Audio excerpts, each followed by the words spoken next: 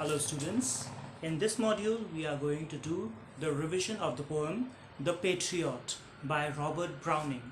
Now before we do the revision of Robert Browning of the poem written by Robert Browning, The Patriot, we will listen and we will understand more about the poet himself, and that is Robert Browning, and the background and the other important notes about the poem. Now as you can see over here, in this module we will be doing about The Patriot by Robert Browning, and here what mainly we see is the poem has been written in a dramatic monologue, and the patriot is himself the narrator. The poet is trying to depict the poem or show the poem through the point of view of the patriot himself. This is based on Austrian rule of Italy. It was somewhere around mid of the 19th century that Austria was ruling over Italy, and at that time many people, the patriots or heroes, national heroes, they arose so that they could find a victory or find some glory for their nation, but they failed. So as they were unsuccessful, they were not able to get into the good books of the public, and so the same thing might have happened with the patriot mentioned in this particular poem. Next we see patriot's name is considered to be Arnold of Brescia. Now Arnold of Brescia is one of the names which is given to the patriot that we had here in this poem. So whenever you might be asked a little more information about the poet, you can very well say that the name is Arnold or Arnold of Brescia.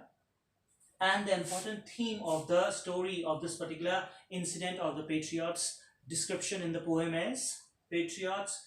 Through the patriot we can see the spirit of optimism is the thing the poet wants to bring to the notice of the readers. Similarly, fickle-mindedness of people. This is another important aspect or theme on which the poet has worked on this poem and has tried to build up this particular thought to the audience, that how fickle-mindedness we can see how fickle-mindedness of the people can lead to, in all spheres, even no matter what good you might do to them, they will tend to forget it very soon as and when you don't work according to their will.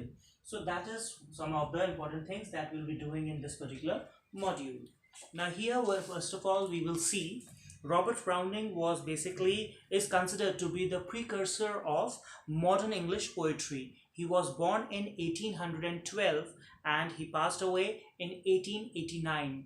During this time, he has written a lot of things. He is considered to be one of those from the Victorian Elizabethan age and has written many English poems and works which are related to that era and talks a lot about these things. Here we can say he was one of the travelers and he saw various different aspects of the society, and that has also been seen in his poems as well as in his all the other works. You can say he perfected in writing poetry from a dramatic monologue, and this poem also is one of the same examples where a dramatic monologue has been given out. His poetry is thus mostly, you can say, dramatics, but being dramatic or a monologue, they also had various other aspects, like they were psychological insight for every particular individual. Besides that, analytical subtlety and compressed expressions were all shown through his poetries, through his poems. Now here we see about the poem. When we talk about the poem, first of all, it is The Patriot. First appeared in a particular series called Men and Women, which was published in 1855. And after that we can say the poem seems to have been the result of Browning's experience of the rise and fall of heroes in Italy's premature struggle for freedom, and that was from Austria. As I told you, the background is based on Austria's rule over Italy. So we can say it was totally based on that. Many Italian heroes, they wanted to fight against Austria and fight for the glory of Italy, and as they were doing it, they were not able to succeed, and that is why they turned out to be totally, you can say, not in the bad books of the general public. Next we see he feels people simply ate the patriot who was once glorified and taken as almost next to God, and they were honoring him. And suddenly, within a course of 1 year, entire thing has changed, and the people have totally turned against him, whom they wanted to be right on top of their, you can say, administration. Now they want him to be hanged to death and to be executed in front of them. They want to have the perfect sight to see his execution being carried on. But on the other hand, we can say the poem also tells about optimism, because over here the patriot, he feels that the people misunderstood him. They did not reward him the way they should have done for all the good deeds he has tried to do for them. And on the other hand, it is the God to whom he is going to now. After his execution, he will go to the Lord, and there the God will be his judge and will do justice to him, will reward him for all his good deeds. On the other hand, these people, those who have tried to execute him, will not be answerable to him. They are not supposed to give any explanation to them, but they owe an explanation to God, that why did they do so with this particular person, with the patriot, or with Arnold of Brescia. Next, we see about the important aspects of the poem's background. As I told you earlier, it was based on the Austria and Italy's, you can say, fight for the struggle for the freedom from Austria. And at that time, it was somewhere around a mid 19th century, you can say 1841 to 1849. At that time, many heroes, national heroes, leaders, they arose and they tried to fight for this, but they were unsuccessful. And one of them might have been Arnold of Brescia, and that is why his particular story has been mentioned in this poem. It says that it is of old time, so it can be taken as a legend or as a important glorious past of that particular area. Then next we see the patriot's title. Title can be assumed or can be considered as a very appropriate title. Why? Because as soon as we start the poem, we get to know about the story from the point of view of patriot. And patriot is the one who's telling about his, you can say, rising to the glory and then coming down to the getting the downfall to this particular extent, that today everybody wants him to be dead, and earlier they were all ready to do anything, and he just had to name it and they would bring it and do it for him, and today they want him to be executed in front of them. So that is how we can say it is the downfall of the patriots. Everything in the poem is totally about the patriot, and therefore giving this title to the poem is very, very apt, as we can say it is the patriot who we are talking about. But it is not only just Arnold of Brescia, it is all the other patriots, all the other such heroes who have died fighting for their nation, but eventually people hated them for all the things they were not able to understand. And that is why patriot is one such particular title that is apt with the poem. Then we talk about the dramatic monologue. Dramatic monologue is basically the entire scene, entire incident in the poem is very dramatic, and it has been narrated totally by the poet, by the patriot. He is not talking to anyone, but still he is generally talking to the audience, because he is thinking about all these things while he is on his journey from going to the main entrance of that street, through which he passed once very honored and gloriously and triumphantly. And today he is going from the same area, remembering the day when he came from here almost an year ago. So that is the thing which is a dramatic monologue over here, the way the poet has tried to show his particular thoughts. Besides that, we talk about the rhymic scheme. The rhymic scheme of the poem, it has 6 paragraphs, and all 6 paragraphs basically have 5 lines. So the rhymic meter is A, B, A, B, A. That means first, third and fifth line, they have the last word rhymic, whereas the second and the fourth line, they have their last lines, the last words matching to each other. So it is A, B, A, B, A. So here we move on to the next part of the poem, and that is the explanation of the text, or the explanation of the lines. So here we see the lines are The Patriot. Let's get down to the explanation. The Patriot by Robert Browning. It was roses, roses all the way, with myrtle mixed in the path like mad. The house roofs seemed to heave and sway, the church spires flamed such flags they had. A year ago on this very day. Here we see it is basically the patriot is remembering the same day almost 1 year ago. He was passing from the same street, and at that time it was fully crowded with all the people on their roofs, on near their houses, on the streets. They wanted to have a glimpse of this hero. They considered him as a real hero of this area, and he was like celebrated just like anything. They were crazy to have him among them. They were throwing roses and martles. Martles are flowers, white color, pink color. So they were throwing, and it was the entire street was covered with these flowers. And at that time he saw that there were so many people around him that they were in praise. They were swaying their hands and they were rejoicing. While they were rejoicing and swaying, the huge number of people on the rooftops and everywhere covered each and every building, and it seemed that even the entire building is swaying along with the people, just to honor and praise this patriot. The church spires had all the flags coming all the way down. They had strings and things tied up in decoration. The entire city is decorated, and that is why we can say it seems as if the church spires and all of them had the flags of victory, just to show the triumph of this hero. But all this was an year ago. Now here we see that this is the contrast. It is such a good starting, but at the end of the paragraph we come to know that this is all past. It is gone. Now it is not there. Second paragraph says, the air broke into a mist with bells. The old walls rocked with the crowd and cries. Had I said, good folk, mere noise repels, but give me your sun from yonder skies, they had answered, and afterward what else? He says the entire air was full of mist and bells, because there was so much of resounding of joyous cries among the people. Even the old walls and the crowd, they were crying out so much that the old walls, their rocks and buildings were shaking, trembling in the ecstasy of the people, the joy they were trying to show.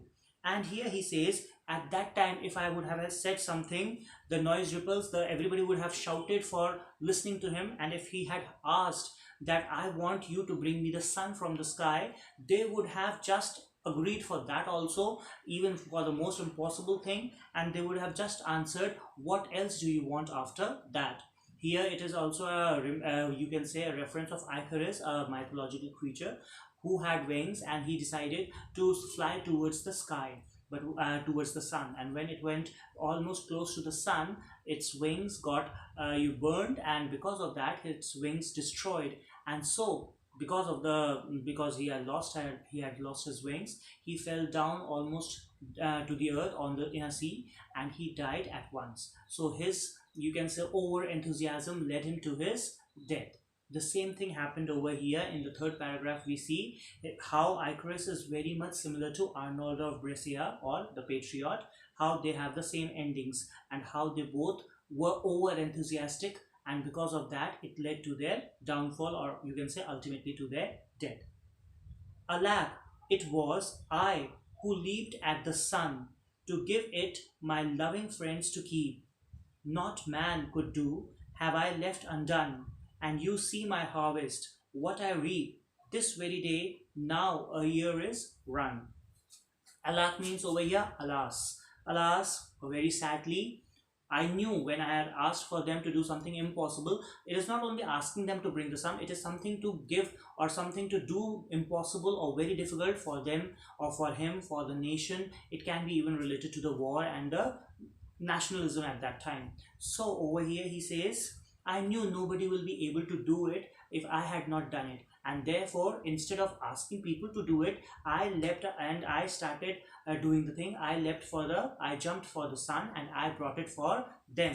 That means he did the impossible task or the most difficult task for his people, because he knew if he would not do it, nobody will be able to do it. And when he did it, he says, now see what is the harvest that I have, that I reap for all these good deeds. That means my good deeds, my job, my work that I have done for my people is not well rewarded, because they were not able to understand how much and what good I have tried to do for them. They have mistook it, or they have misunderstood all the things that I did. Fourth paragraph, he says, this shows that he was enthusiastic, he did the difficult work, and that ultimately led to his downfall and making him go into the bad books of his people. Fourth stanza. There's nobody on the housetops now, just a palsied few at the windows set. For the best of the sight is all allow at the shambles gate, or better yet, by the very scaffold's foot I trow. Here he says, now when I'm moving through this particular street, I can see that there is nobody on the rooftops or near the streets, houses, anywhere. Nobody is there. Just a few people, they are sitting there, not sitting, but they are lying near the windows, or even on the roofs, they are just lying over there nearby. And why they have stayed over there? Because for the simple reason that they are not able to walk, they cannot move on their own, and that is why the people left them there, their house members, and they are lying there only. Otherwise even they would have gone away from their houses to the other place where everybody has gone. And he says, because nobody is there, all of them have gone to the shambles gate. Shambles gate is the place, usually in the most of the ancient time, the buildings had a proper gate outside which the city boundaries ended, or it was considered as the outskirts of the city. So maybe it might be that only. So he's saying that they went, all of them have gone to shambles gate, and at this shambles gate they have all assembled over there for a better view. What is that better view? That better view is of the execution of this patriot. He will be executed over there at shambles gate, and everybody has gone earlier before him only, so that they can stand over there or take a proper position over there from where they can see properly or easily or clearly the execution of the patriot. And he says some of them have gone even earlier, so they have got their place almost at the scaffold's foot. Scaffold is basically the platform from where the execution, the hanging used to be done, and the foot of scaffold means just very near to that particular platform. So they have almost taken that position also, where they can right in front of them see the hanging being done properly, execution being done. So here he says, now here I am walking and I am also going almost to the shambles gate. While I am walking towards the shambles gate for my execution, what happens is given in fifth stanza. I go in the rain, and more than needs, a rope cuts both my wrists behind. And I think by the feel my forehead bleeds, for they fling, whoever has a mind, stones at me for my ears' misdeeds. He says, I am going in the rain and I am getting more than I need. Rain can be the same natural phenomena. It can be the rain of the tears which all the other people, those few people, those who are still in love with him or those who support him, they are crying for him. Or it can be said as the rain of all the abuses and hatreds, everything that the people are throwing him. And he says, this is something which I'm getting more than I need. So probably you can take it as the rain of all the abuses and the curses people are throwing on him. And then he says, while I'm walking, I have a rope. My hands are tied backwards and at the back. So my hands are tied so tightly that the wrists over here, you can say, the wrists are basically cut down by the rope. It is that tight because he's trying to move, but he cannot move it. So they are very tight and they are cutting it, making bruises on the hands. And he feels that it is not the rainwater which is dripping from his forehead, but there is blood. He is bleeding from his forehead. And why is he concluding that? Because obviously there are people angry, and he says some of them have made up their mind to punish me on their own also individually, and for that punishment they have taken up the stones and they have started throwing them. So stones pelting, the people throwing stones must have hit him, and because of that hitting, suddenly he felt something coming out over there, and he knew that it is not rain, it is not water, but it is the blood coming out. The blood is dripping, and that is why he says the blood was coming out from my forehead, because there were stones being pelted on me, thrown on me by those people who had come with a mindset, who had made up their mind that they are going to hit me, they are going to punish me, or they are going to throw stones on me.